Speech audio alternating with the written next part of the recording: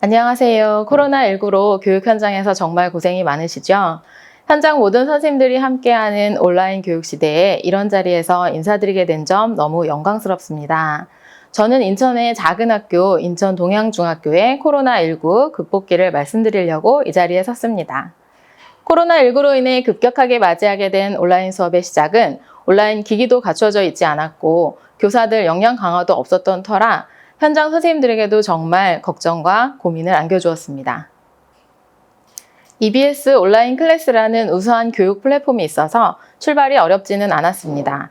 EBS 온라인 클래스에서 반별 클래스를 개설하고 그 안에 모든 교과목을 편성해서 콘텐츠 중심 수업을 구성하였습니다. EBS 콘텐츠가 매우 우수했지만 시간이 지나며 학생들과 공감하고 소통하는 것에 어려움을 느꼈고 이를 해결하기 위해 서툴고 어색하지만 자체 영상을 제작하여 탑재하였습니다. 풍선을 좋아하시나요? 아기 때부터 말캉말캉하고 컬러풀한 풍선은 누구나 한 번쯤 좋아해본 경험이 있는 물건일 텐데요. 풍선을 가지고 놀다가 놓쳐서 하늘로 날아가면 이보다 슬픈 일이 없었던 것 같습니다. 그런데 말입니다. 놓친 풍선이 하늘 위로 날아가면 어떻게 될까 궁금했던 적이 없었나요? 어떻게 되는 걸까요? 그건 말이죠. 기체의 압력과 부피의 관계를 알면 설명할 수 있어요. 자, 함께 배워보러 갈까요? Let's go!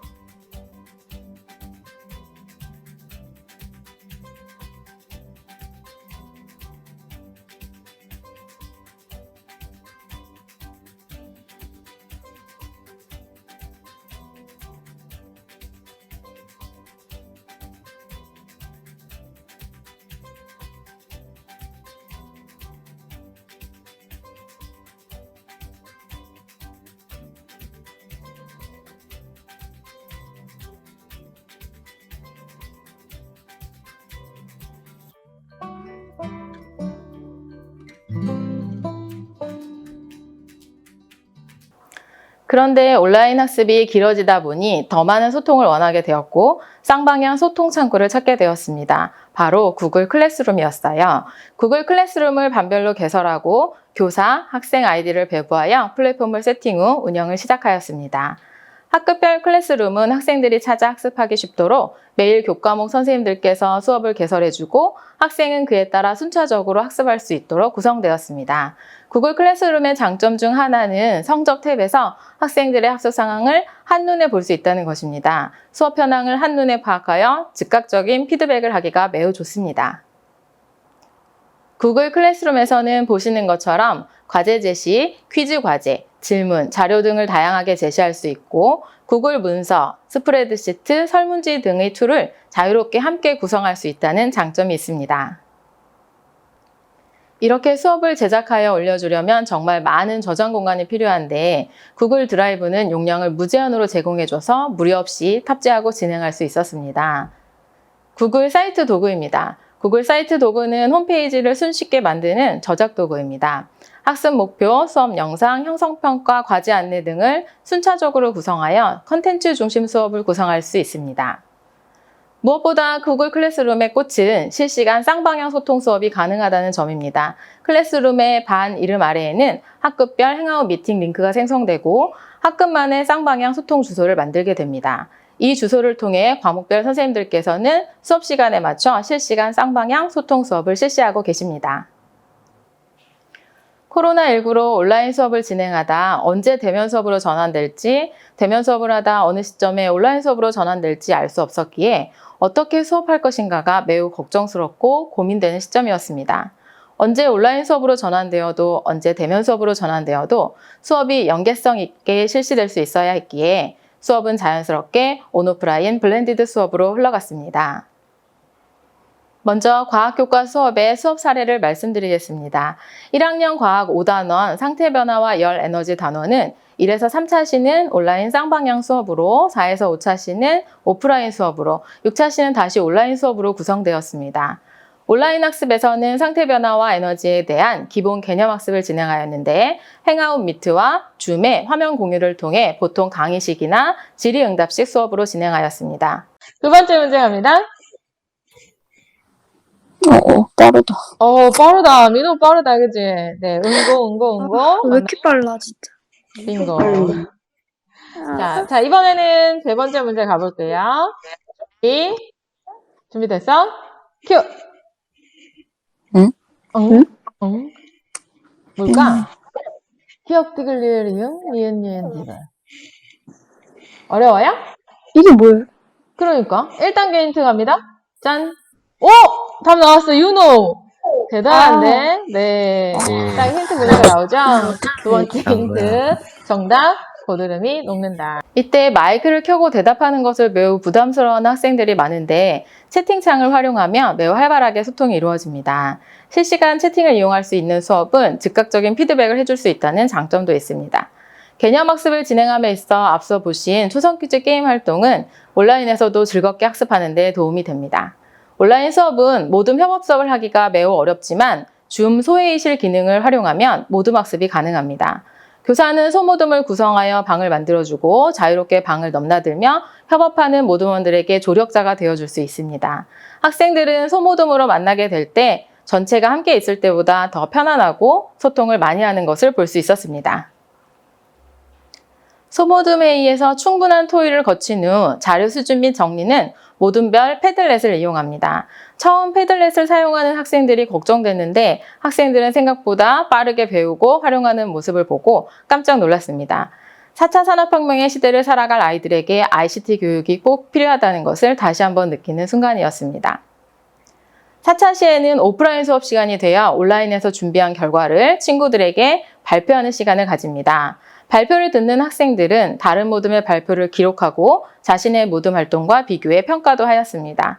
학생들이 모둠 활동의 과정을 통해서 협업 능력과 의사소통 능력을 기를 수 있었을 것이라고 기대해 봅니다. 5차 시 두 번째 대면 수업 시간에는 나만의 미래 명함 만들기 체험 활동을 진행하였습니다. 학생들이 체험 활동을 통해 미래 진로에 대해 관심을 가질 수 있었으면 하는 바람에서 구성하였습니다. 먹는 과자와 초콜릿 튜브를 이용하여 미래 명함을 만드는 과정인데요.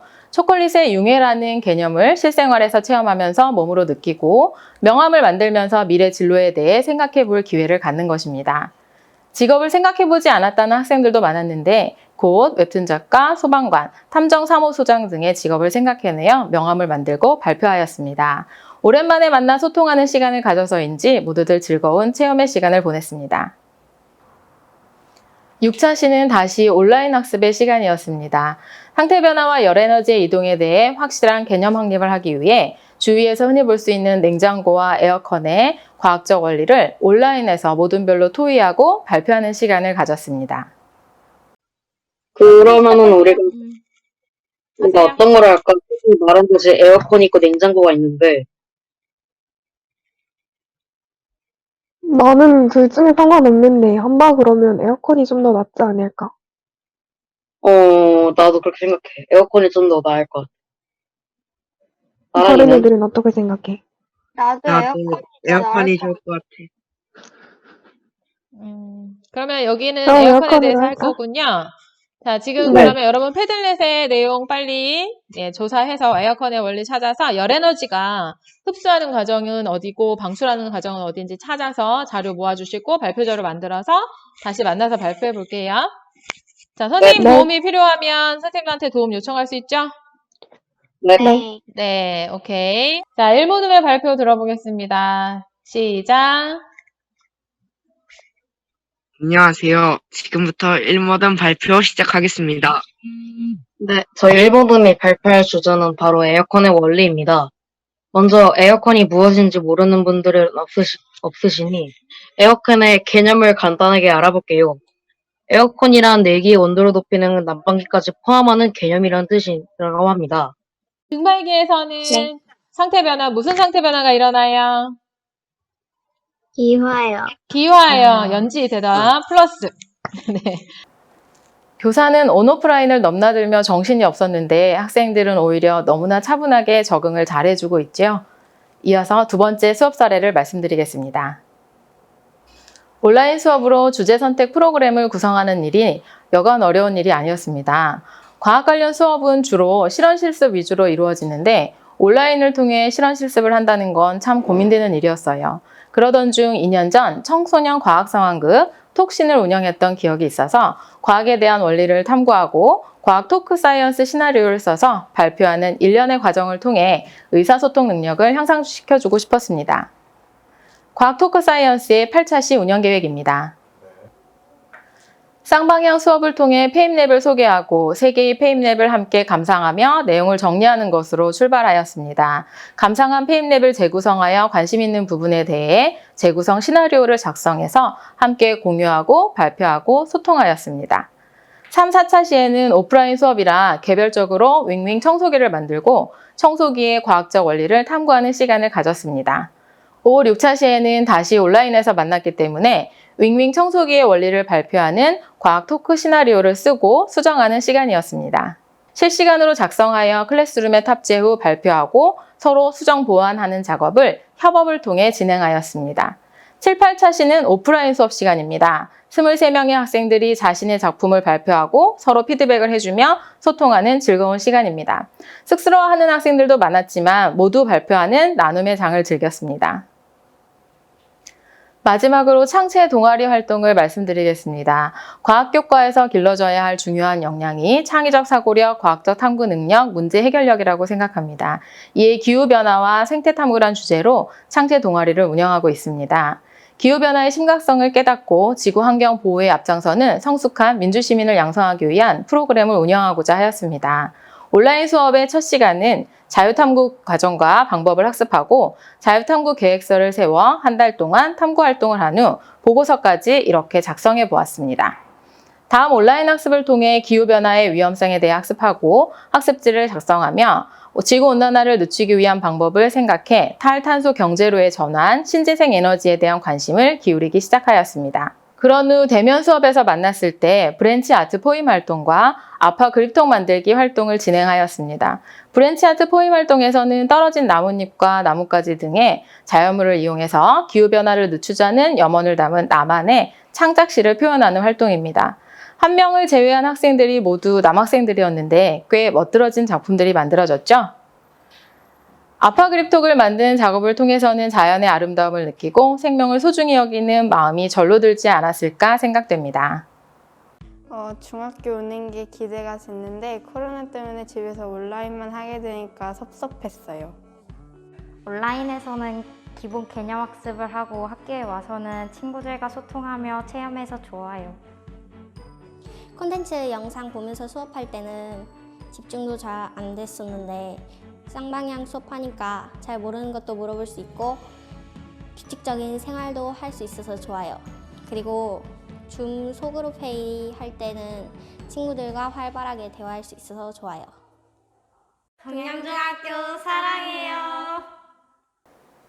코로나19로 인한 사회적 변화가 학교 교육의 변화를 불러왔습니다. 갑자기 도입된 온라인 교육으로 잠시 학교는 혼란스러웠지만 열정적인 교사들의 노력으로 학교가 정상화되고 있다고 생각합니다. 비로소 학교가 미래 교육의 문을 두드리게 된 것 같습니다. 학교 교육이 학생들 누구 하나도 놓치지 않고 행복한 미래의 꿈을 실현하는 길이 되어야 한다고 했습니다. 그 길을 함께 걸어가고 있음에 감사드립니다.